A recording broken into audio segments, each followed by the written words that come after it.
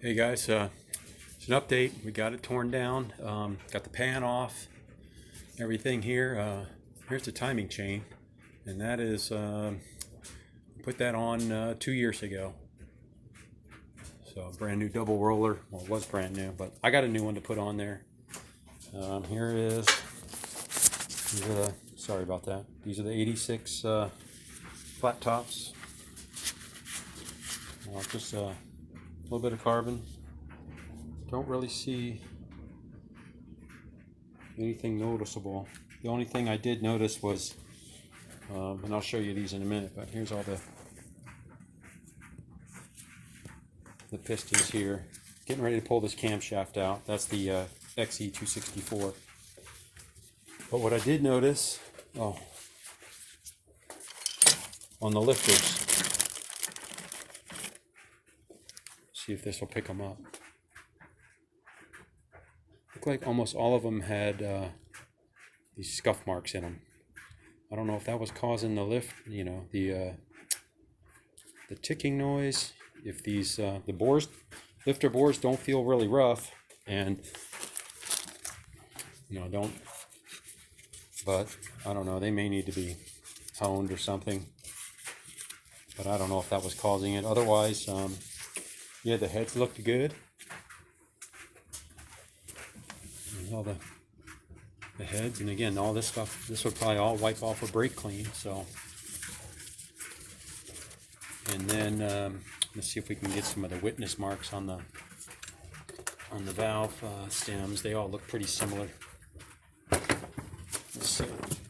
Sorry guys, I'm trying to do this by myself. Let's see here.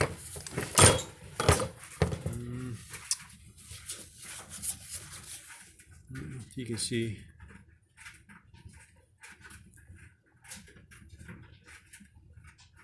the witness marks on there. I can see them, but they look pretty centered. They may be a little bit wide. One or two here and there that look a little bit wide on the witness marks on these valves. But I don't know if that's probably not perfect. Rocker arm, the geometry. I'm trying to do that better this time since I got the engine out. I can use the dial bore, and this head looks the same.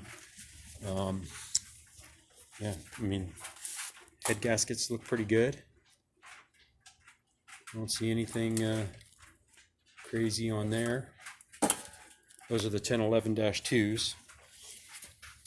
Yeah, those all. That all looks good. I don't see anything, looking crazy there, like wasn't sealing up good. So all that's good so far.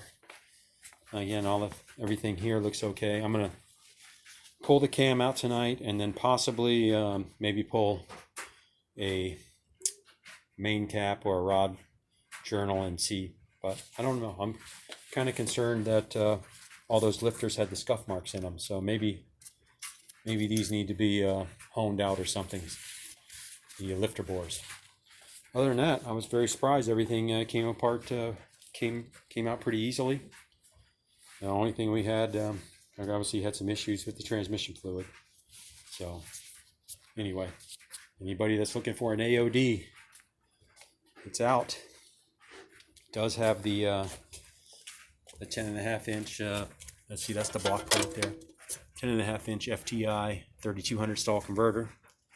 The shop that put the thing in, they messed up one of the bolts. It's cross-threaded, so I'm gonna have to tap that out,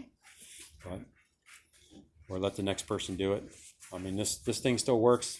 It doesn't shift correctly to me, but it does have the Solar Fox valve body and the nice